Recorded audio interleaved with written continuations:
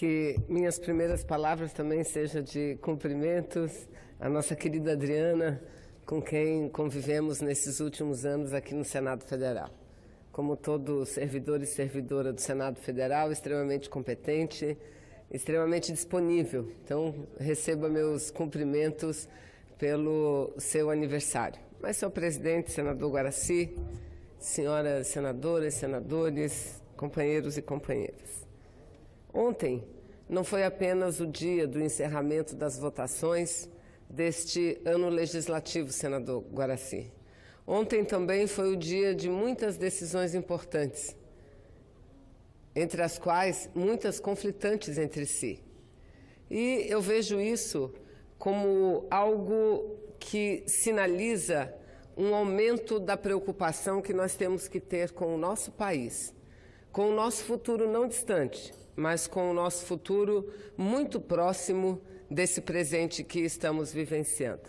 Eu não vou aqui me referir a todos os fatos ocorridos no dia de ontem, porque muitos foram os fatos importantes ocorridos no dia de ontem, desde decisões de Ministério Público, do Poder Judiciário, do Poder Executivo e do próprio Poder Legislativo, senhor presidente. Mas eu vou me centrar em apenas alguns desses fatos que considero da mais extrema relevância e sobre os quais temos que nos debruçar, temos que debater, no sentido de buscar uma saída, e não debater e não fazer observações ou pronunciamentos que venham a aprofundar ainda mais a crise institucional que nós estamos vivendo.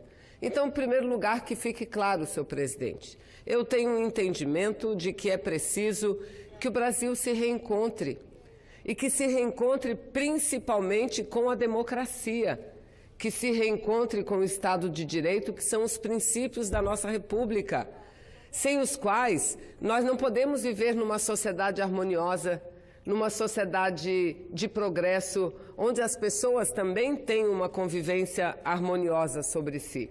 Falávamos muito isso antes da realização das eleições de 2018, dizendo que para nós as eleições eram uma grande esperança, antes de mais nada, de que promovesse o reencontro do país com a democracia, porque nós vivemos um momento em que o presidente que está no poder não foi eleito e que lá chegou também não pelos meios legais, chegou aparentemente pelos meios legais, porque o que aconteceu no Brasil foi um processo que eles denominaram de impeachment, mas que foi apenas um instrumento para retirar uma presidente da República democraticamente eleita e que a maioria política, lamentavelmente, a maioria produtiva também, e reconheça a maioria do povo brasileiro, lamentavelmente, mas sobretudo a maioria política, decidiu que não continuaria mais no poder, por discordâncias políticas.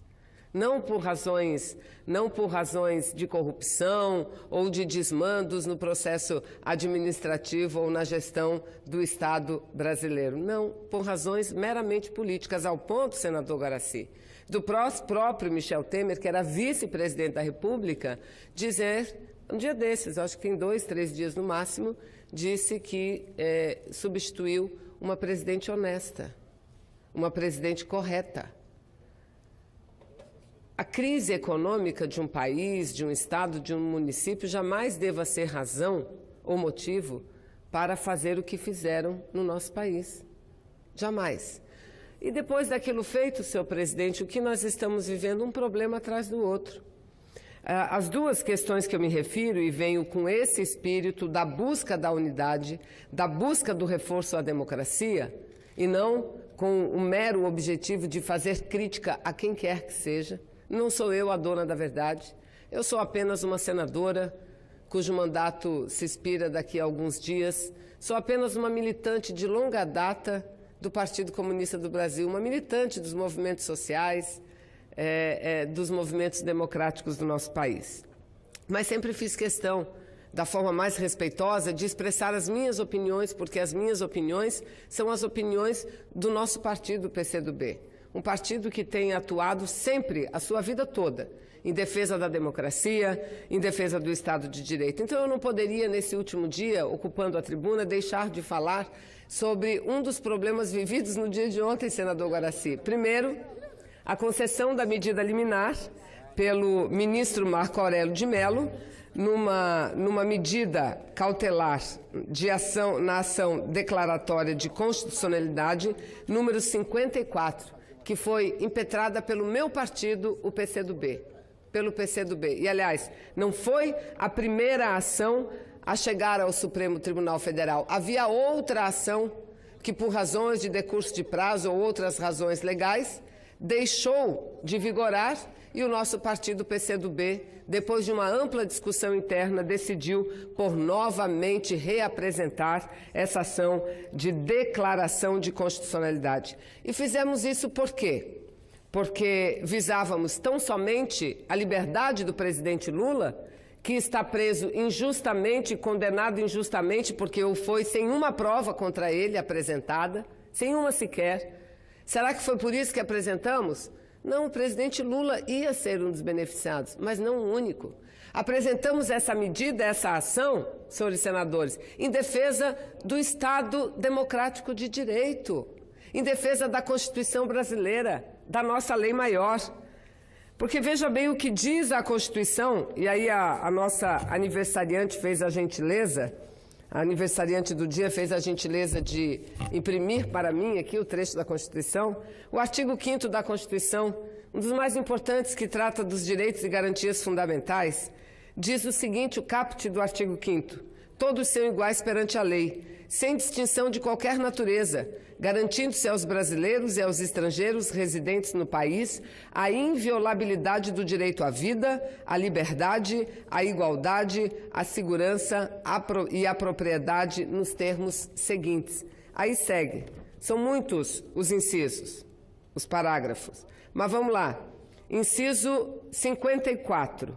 Ninguém será privado da liberdade ou dos seus bens sem o devido processo legal.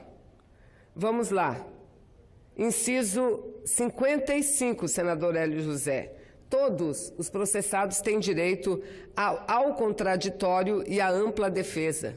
Ao contraditório e à ampla defesa. E aí vem o principal, o que diz respeito diretamente a essa ação de declaração de constitucionalidade que meu partido PCdoB ingressou. Diz o seguinte, o inciso 52. Ninguém será considerado culpado até o trânsito em julgado de sentença penal condenatória. O Código do Processo Civil, do Processo Penal, o Código do Processo Penal, ele também trata do assunto e diz exatamente isso, ele repete o que diz a Constituição Federal. Aí o que aconteceu no Brasil? Em determinado momento houve uma compreensão de que poderia ser, sim, haver prisão já após o julgamento de segunda instância. Reuniu-se o tribunal e disse, não pode, vamos cumprir a Constituição só após trânsito e julgado, como determina a Constituição. Não há espaço para interpretações, nesse caso específico. E depois, de novo, novamente mudou. E agora, já há muito tempo, há mais de 2 anos, o Supremo Tribunal Federal está envolvido nesse debate novamente. O ministro Marco Aurélio, que é relator da matéria, há muito tempo está pedindo para pautarem essa ação de declaratória de constitucionalidade, a medida acauteladora que foi dada entrada pelo nosso partido. Há muito tempo.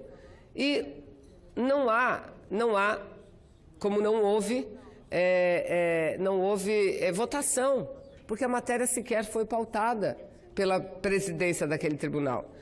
Ontem, ou antes de ontem, não sei, nesses últimos dias, antes do recesso do Poder Judiciário, o próprio presidente do Poder Judiciário, o ministro Toffoli, declarou que estava marcando a data para a apreciação dessa matéria pelo plenário do Supremo Tribunal Federal para o mês de abril.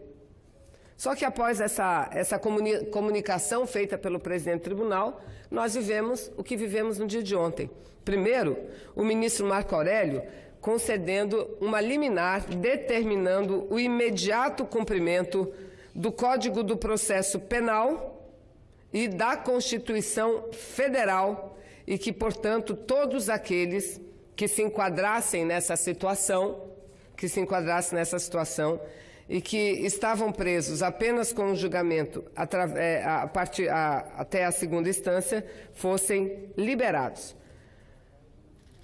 Um julgamento, senhores senadores, repleto de argumentações que mostram o quanto o ministro Marco Aurélio tem razão, e eu vou ler alguns trechos somente. Diz o seguinte, o ministro Marco Aurélio, na sua decisão, uma decisão completa, uma decisão embasada na doutrina da legislação brasileira, inclusive dos fatos ocorridos nas próprias decisões últimas tomadas pela Corte Suprema. Diz o seguinte o ministro Marco Aurélio: o princípio da não culpabilidade é garantia vinculada pela lei maior ao trânsito em julgado, de modo que a constitucionalidade do artigo 283 do Código do Processo Penal não comporta questionamentos. O processo consiste em reprodução de cláusula pétrea, cujo núcleo essencial nem mesmo o poder constituinte derivado está autorizado a restringir.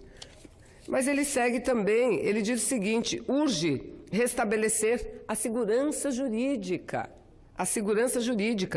Proclamar como exinha regra, segundo a qual, em direito, o meio justifica o fim, mas não o inverso.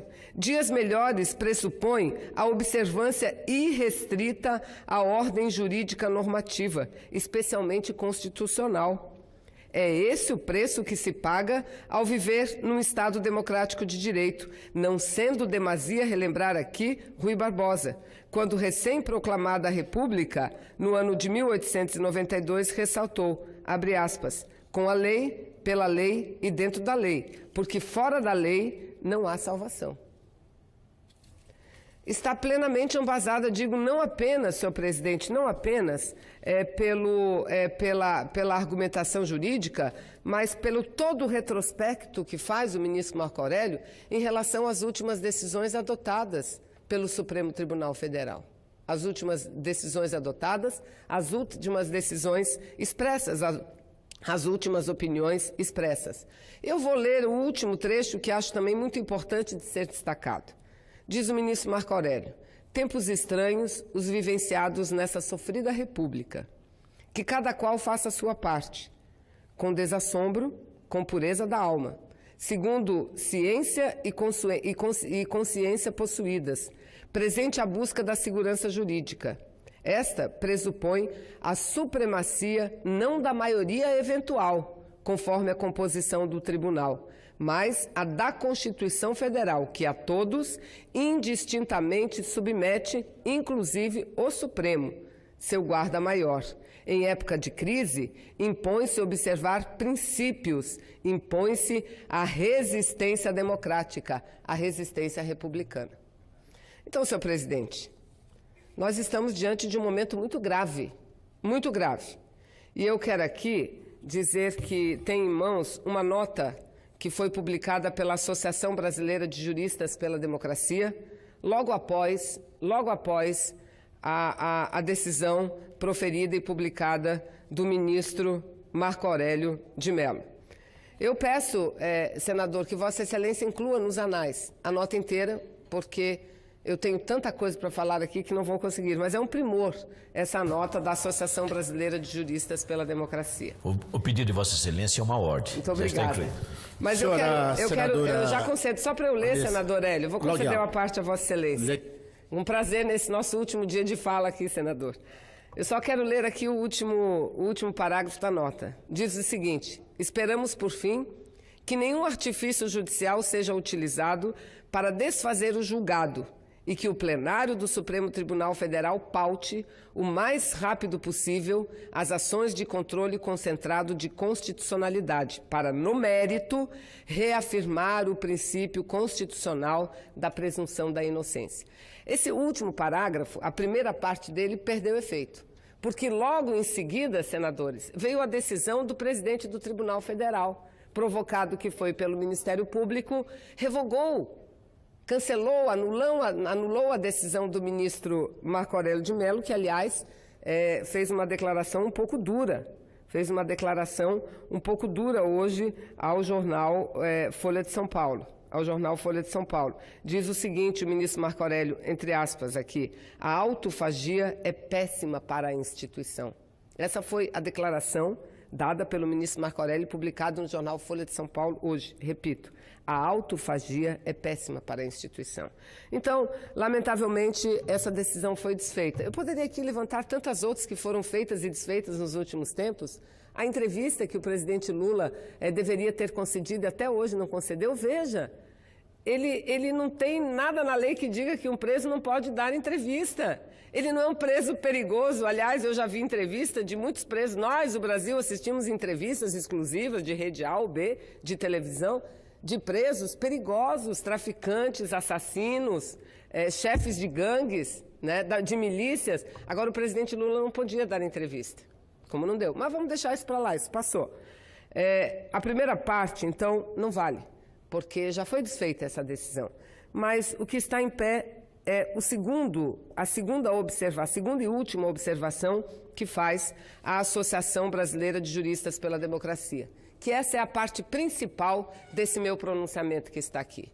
Diante de tudo o que aconteceu, eu creio que não dá mais para o Supremo Tribunal Federal, através de seu ministro, o ministro Toffoli, a quem todos respeitamos, reconhecemos, deixar para pautar ou julgar essa matéria apenas no mês de abril.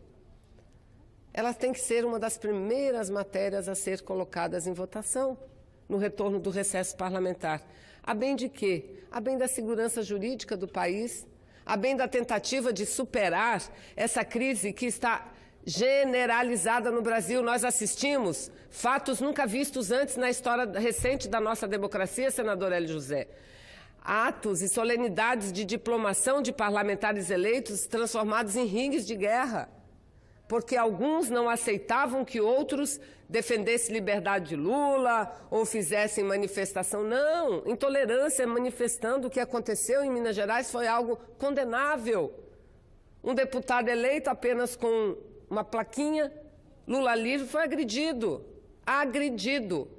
Então, o Supremo tem que entender o seu papel nesse momento, o seu papel de mediador, o seu papel de analisar a constitucionalidade, como diz o ministro Marco Aurélio, e não ao sabor das conveniências momentâneas, mas ao sabor do que diz a nossa Constituição Federal. Ela é a nossa arma maior. E se foge dela, como diz Rui Barbosa, não há salvação. Não há salvação para esse país. É um momento extremamente delicado que vemos. Então, senadora, me permitam uma parte. É porque o senador Hélio José pediu, e aí depois Vossa Excelência. Ok. Senadora Vanessa Graziotin, primeiro eu quero cumprimentar Vossa Excelência pelo excelente trabalho nessa casa. Um trabalho invejável, uma pessoa incansável, uma senadora que todos os dias que podia estava presente aqui, sempre pronunciando e falando as coisas importantes para o nosso Brasil. Cumprimentar vosso partido, PCdoB, o Partido Aguerrido, o Partido Corajoso, um partido que não tem meias palavras, de militância muito aguerrida. Eu conheço bem os militantes do PCdoB. E cumprimentar pelo partido e por vossa atuação. E cumprimentar também por essas ações que traz à luz a justiça.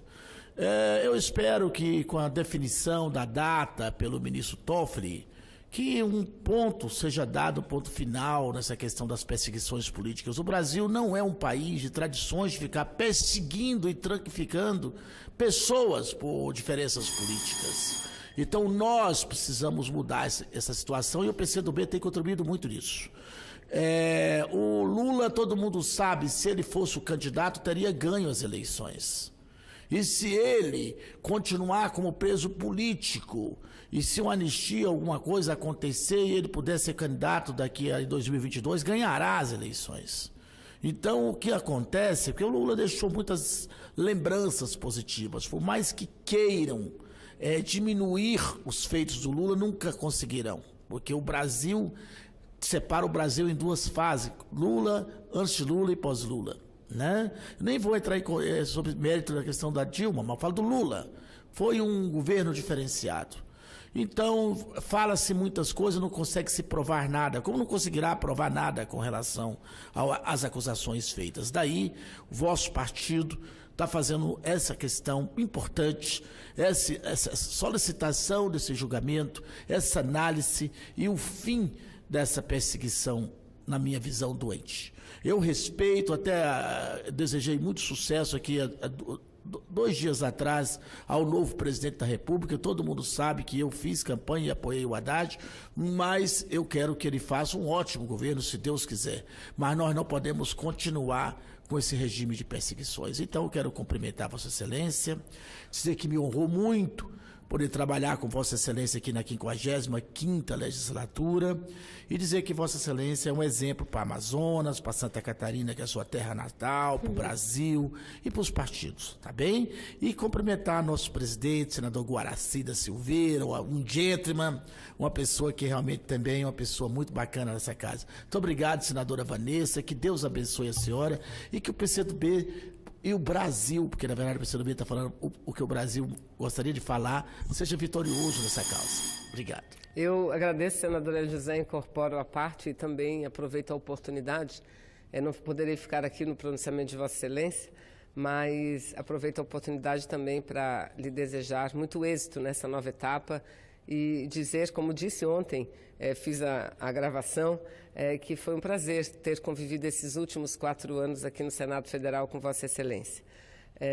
E que o que marca, pelo menos em relação à minha opinião em relação ao mandato de Vossa Excelência, é a sua defesa intransigente em relação aos trabalhadores. Vossa Excelência, que é trabalhador, servidor federal do sistema elétrico brasileiro, tem sido e foi, sem dúvida nenhuma, muito importante nesses últimos anos aqui para que a gente conseguisse algumas conquistas e evitássemos alguns absurdos que queriam fazer. Outros não conseguimos, mas alguns nós conseguimos. Então, muito obrigada e também cumprimento Vossa Excelência, senador Hélio José. Senador Guaraci.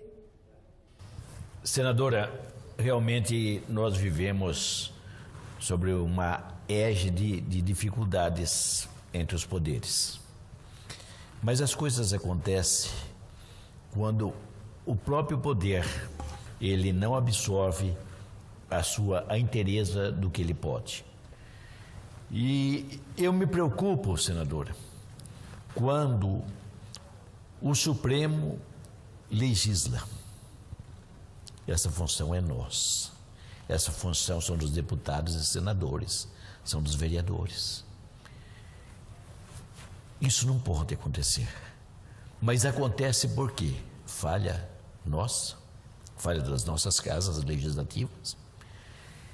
Porque por mais competência que os senhores ministros de Estado tenham, mas eles não têm a sensibilidade social que Vossa Excelência tem, que Vossa Excelência tem, senador Hélio José, que nós temos no convívio com o povo.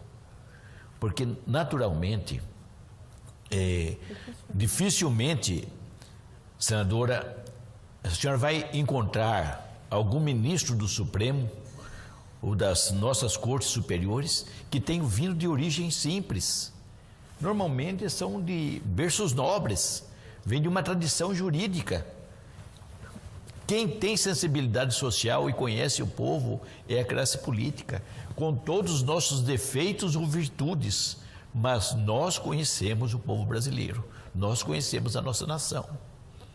Vossa Excelência conhece lá do Careiro, talvez a Barcelos, ou a cabeça do cachorro lá em cima. E Vossa Excelência conhece, hein?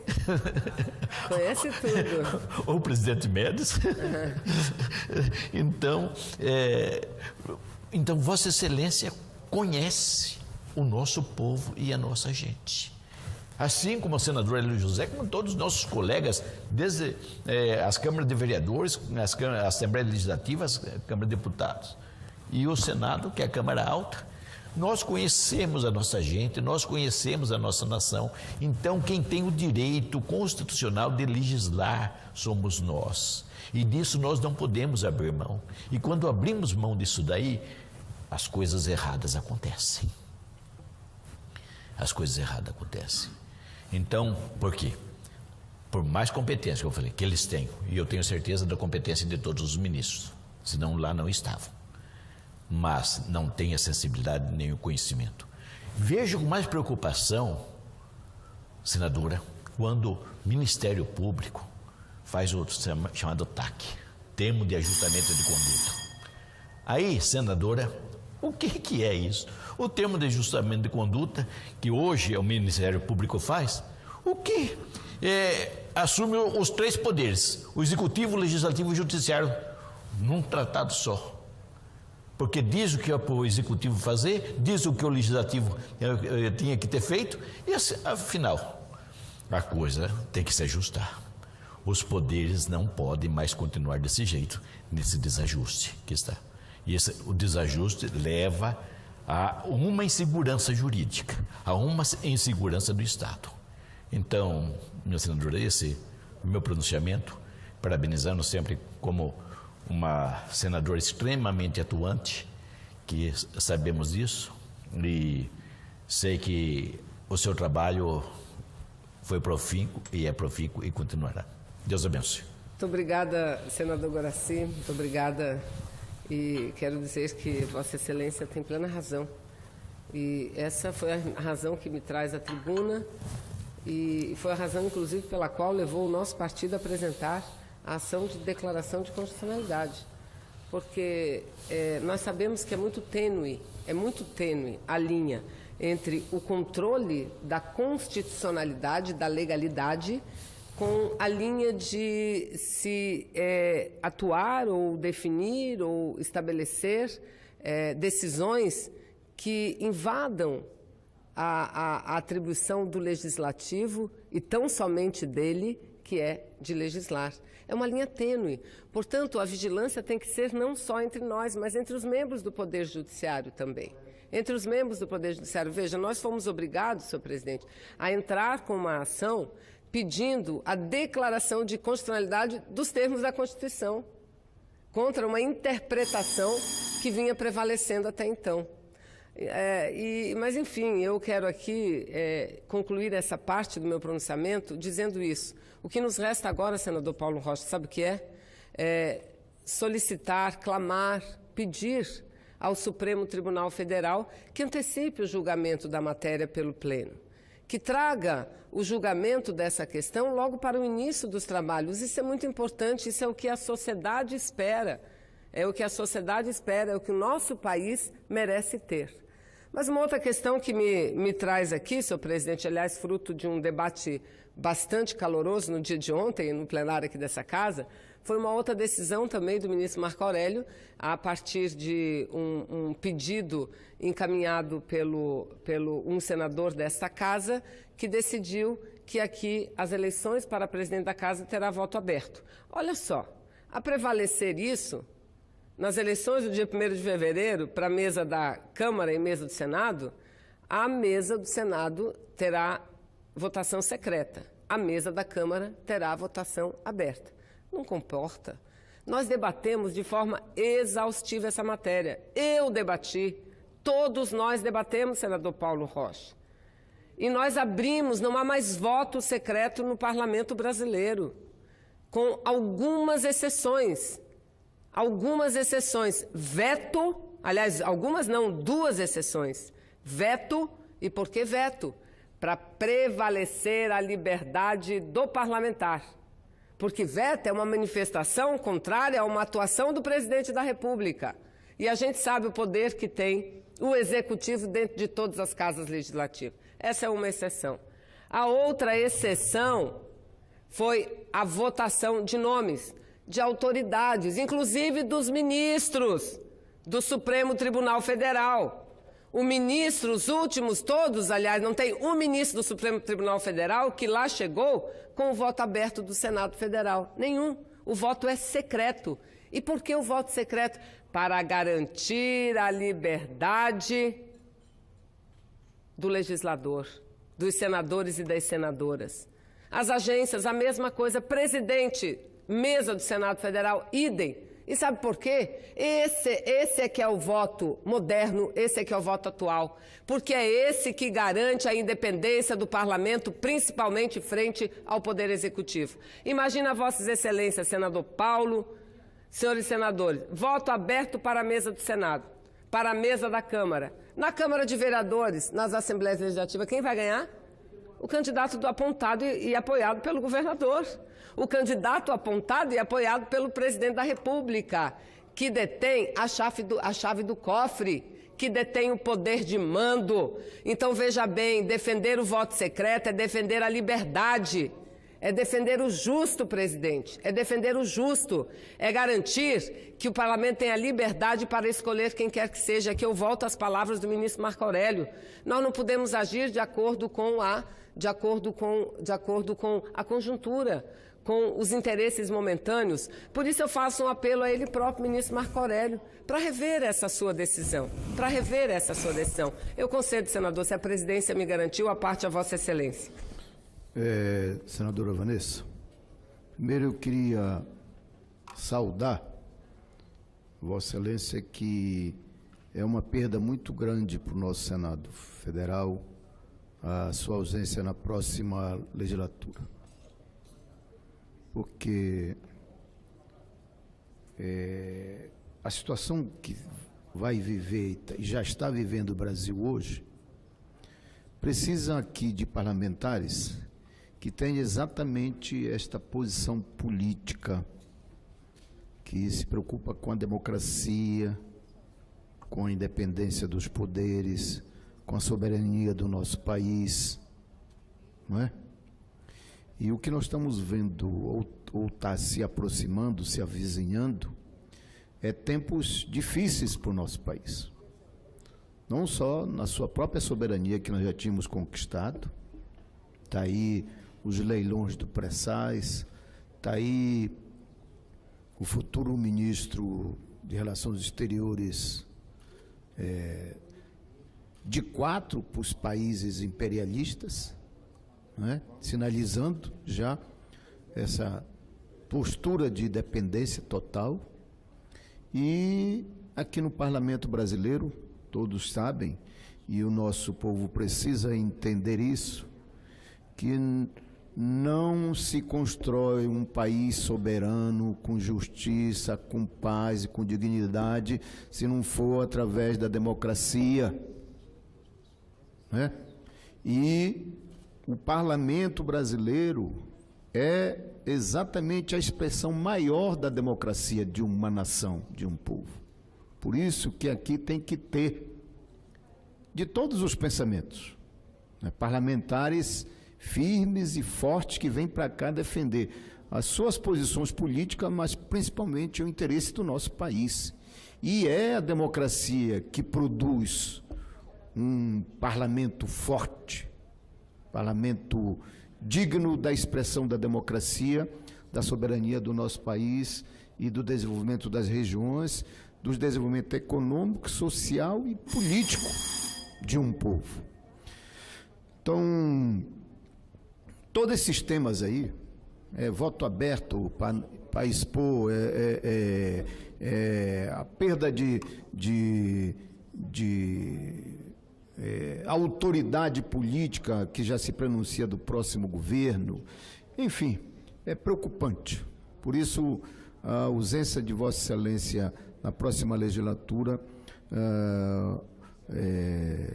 para quem está precisando aqui de parceiros e de luta e de democratas como Vossa Excelência, realmente é uma perda muito grande. Mas eu queria parabenizar e colocar nos anais dessa casa talvez o seu último discurso, né, sua última intervenção aqui, pelo menos neste momento, para que a gente chame a atenção do nosso povo, da nossa gente e das instituições brasileiras.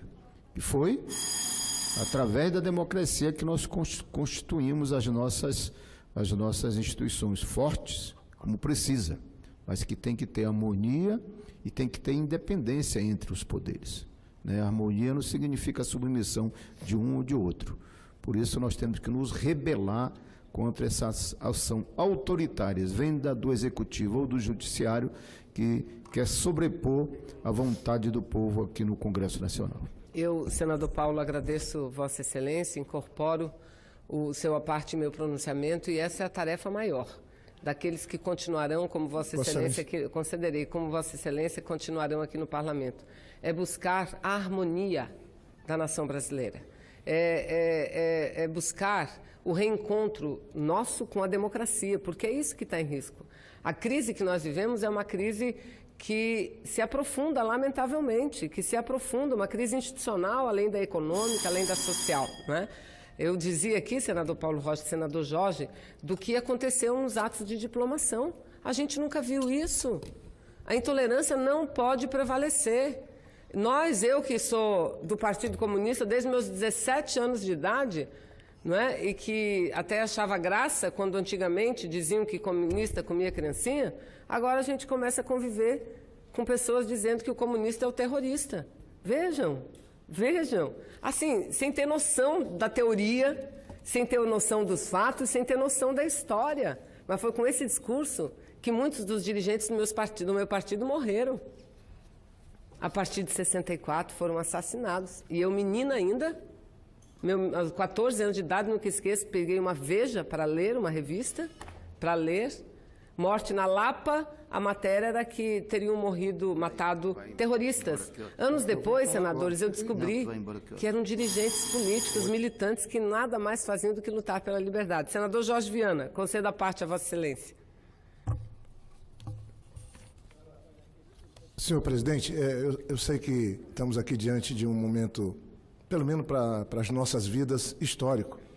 A senadora Vanessa está fazendo o último pronunciamento, daqui um pouco o senador Hélio José, que eu queria agradecer pela permuta que fez. Está aqui meu amigo Angelim, está ali o Gilberto, está a Mariama, enfim. E eu também já vou subir à tribuna para fazer pelo menos um último comunicado.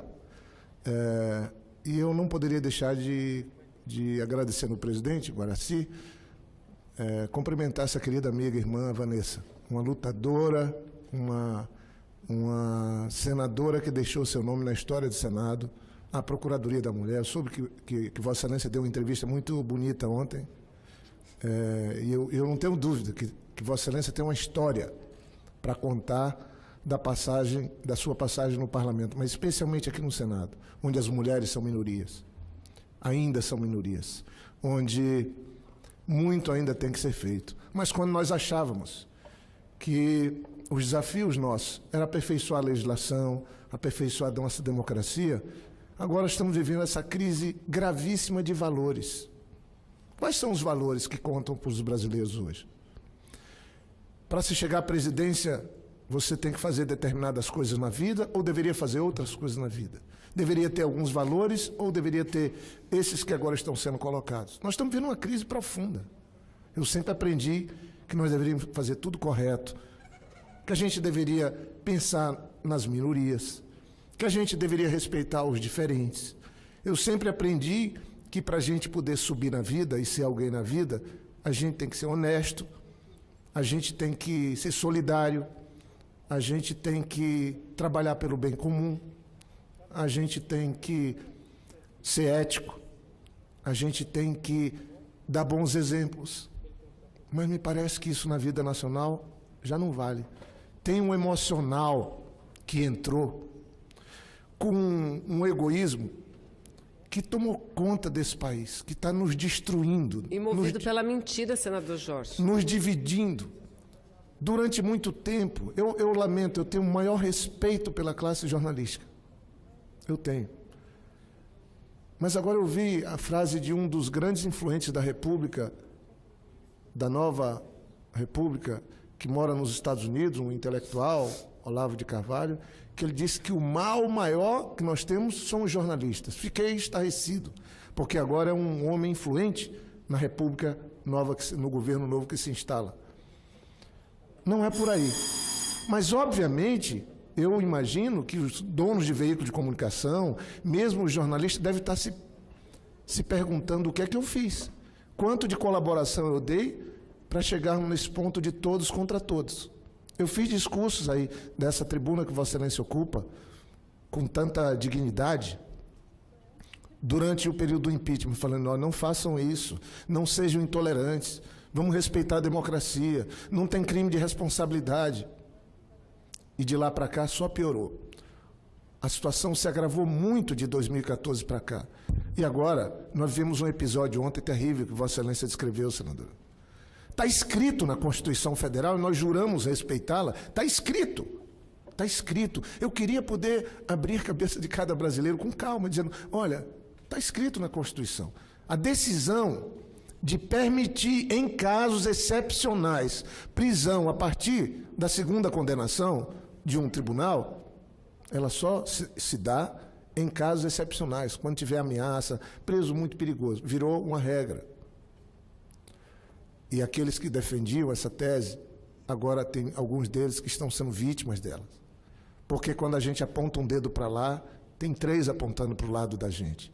Isso é muito ruim. Eu passei esse período aqui, fui 4 anos vice-presidente dessa casa. Presidi mais de 400 sessões.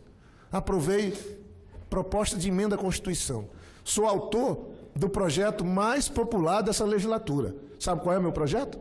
Recebeu quase 2 milhões de voluntárias manifestações que estão no E-Cidadania do Senado, que propõe um rearranjo do tamanho do Senado e da Câmara, da ocupação. Isso é uma forma. Não é para diminuir o Senado, nem a Câmara, nem o Congresso. Eu proponho lá que, em vez de 3 senadores por estado, estejam só 2. Meu propósito não é diminuir, é valorizar o papel do senador e da senadora.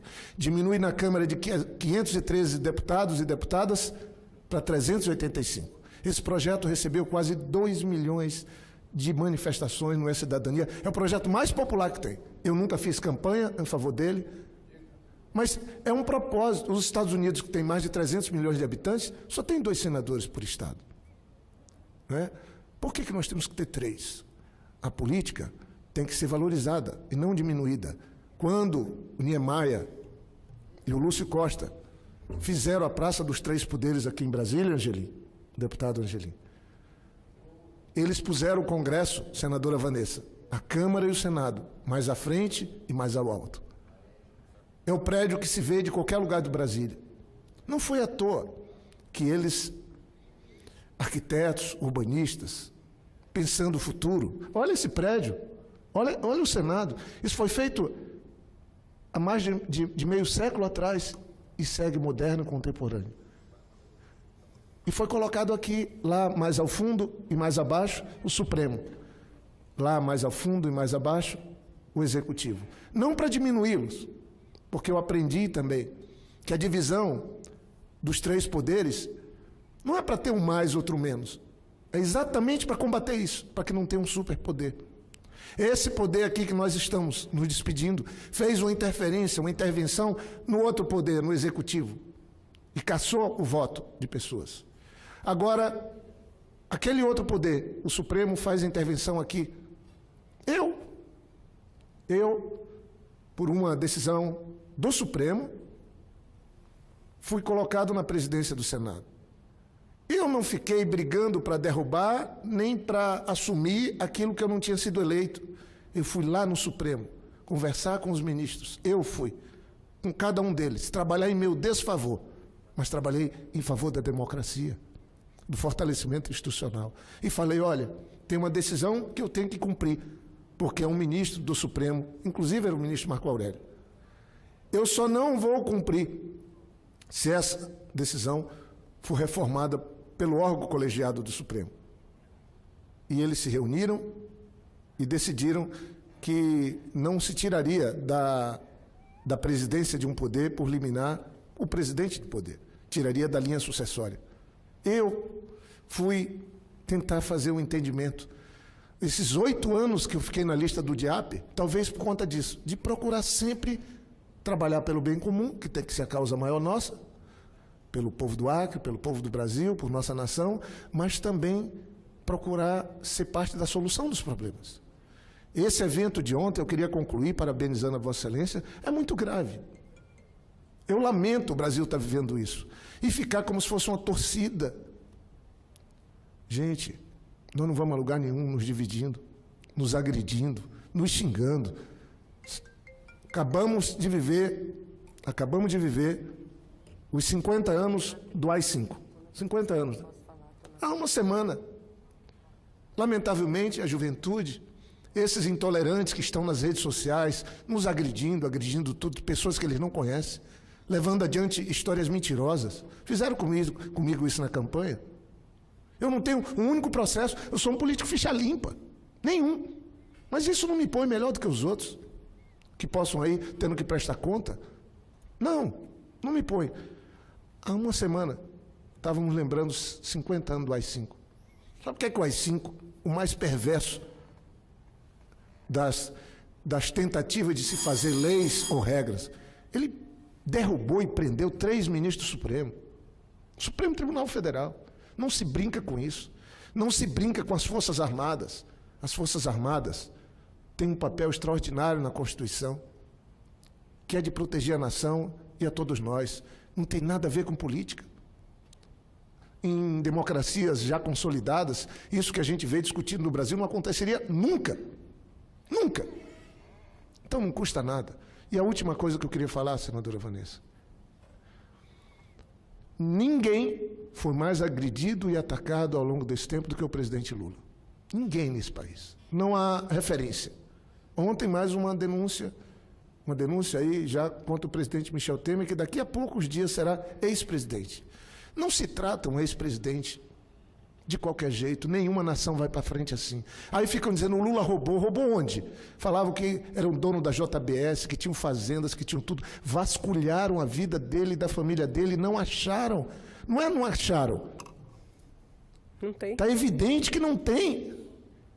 Agora, o presidente sempre foi influente, sempre estimulou os negócios no país, dentro e fora, sempre, e fez isso para o bem do país. Fez tão bem a quem hoje está o condenando. Ele fez tão bem a quem hoje está o agredindo. Fez tão bem essas pessoas que estão com ódio no coração. Foi ele que talvez tenha ajudado a transformar em classe média alguns que não aguentam nem ouvir falar o nome dele. Porque se criou na época do governo dele uma classe média de 100 milhões de pessoas. E parte dessa classe média parece que não se aceita. Não aceita ganhar 10 mil por mês, porque queria ir para Miami 3, 4 vezes por ano. Queria ir para o Nordeste, mas não quer conviver com os mais pobres. Essa intolerância é terrível. Essas pessoas podiam ponderar um pouco. E eu queria concluir aqui fazendo só uma observação, além de cumprimentar Vossa Excelência, de um texto do Saramago. É um pequeno texto. Estamos a destruir o planeta e o egoísmo de cada geração não se preocupa em perguntar como é que vão viver os que virão depois. A única coisa que importa é o triunfo do agora. É a isto que eu chamo de cegueira da razão. Nós estamos cegos da razão. Nós estamos cegos dos valores. E nos deixando ser tomados por um emocional intolerante, preconceituoso, que não reconhece quem nos ajuda, não reconhece quem faz o bem, e numa cegueira da razão, aponta-se o dedo para todo mundo, quer se armar todo mundo e quer se destruir tudo e todos. Eu daqui a pouco vou falar, senadora Vanessa, mas certamente minha fala não estará à altura da de Vossa Excelência. Lindo.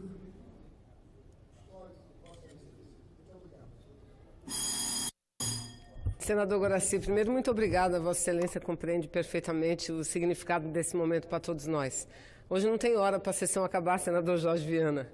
Eu acho que o limitador de hoje é apenas os voos, o horário de voo de quem, porventura, deva viajar para os seus estados, não é? Então, muito obrigada, senador Guaraci. Quero dizer, senador Jorge Viana, que para mim é um orgulho ouvir essas palavras de Vossa Excelência, como foi dos senadores que também fizeram a parte. E eu, enquanto Vossa Excelência falava, senador Jorge Viana, eu quero dizer que, depois do resultado da eleição, muita gente nos procura, lamentando, poxa, o Senado vai perder alguém. Eu digo, acho que vocês se impactaram mais com o resultado do que eu própria. Porque, veja, nós continuaremos na luta, nós somos jovens, nós temos ainda muito o que dar para esse país. Eu comecei a militar politicamente, senador Jorge Viana, com 17 anos de idade. Vossa Excelência estudou, foi para fora, quando voltou, foi cuidar do seu Acre, na prefeitura, no governo. E é assim que a gente segue, porque a gente não faz política para ter ganho pessoal, não, a gente faz política para ter ganho coletivo. Eu saio daqui, senhor presidente, dessa etapa, de cabeça erguida. Eu não amealhei riqueza, eu não amealhei bens nenhum. E nunca traí o direito do povo. As críticas que fazem contra mim, sabe quais são? Invadiu a mesa do Senado para não deixar votar a reforma trabalhista, faria 1000 vezes. Votou contra impeachment, faria 1000 vezes, porque é isso que diz Jorge Viana, Paulo, em defesa do Estado Democrático de Direito. Então, senador Jorge, queria só que Vossa Excelência, quando Vossa Excelência falava, passava pela minha cabeça o seguinte, e aí isso me emociona. Isso mais me emociona e me toca profundamente. Senador Jorge, esse é o nosso último pronunciamento, mas nós vamos continuar falando pela internet, nós vamos falar nos atos que nós vamos participar, em todo lugar que a gente vai. Nós temos liberdade, senador Jorge Viana. O que dói é ver o maior líder desse país não ter liberdade. É isso que toca. Como Vossa Excelência disse, o presidente Lula, eu não sou do partido dele, nunca fui pedir a ele um cargo sequer para indicar no meu estado, mas é muito triste um país viver o momento em que está vivendo. Uma pessoa que não cometeu o crime, cadê a prova? Eu vejo meus colegas subirem aqui, porque roubou, que está lá no processo, porque foi 3 julgamentos. Mas não, leia o processo aqui desta tribuna, mostre. Olha, o apartamento está no nome dele. Não. O apartamento é do dono, da OAS, é da empreiteira. Mas a OAS era a laranja do presidente Lula. Mas a intenção era dar para o presidente Lula. A intenção. Então, é isso, e eu quero dizer aqui ao presidente Lula que nós continuaremos lutando pela sua liberdade, porque a liberdade do presidente Lula ela está diretamente ligada ao reencontro da democracia, do Estado de Direito. É isso, eu não tenho dúvida.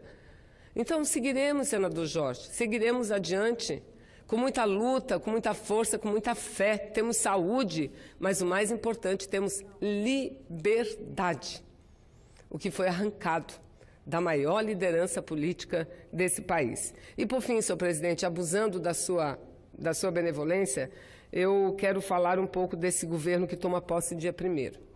Porque eu quero desejar ao meu país o melhor, porque é para o meu povo.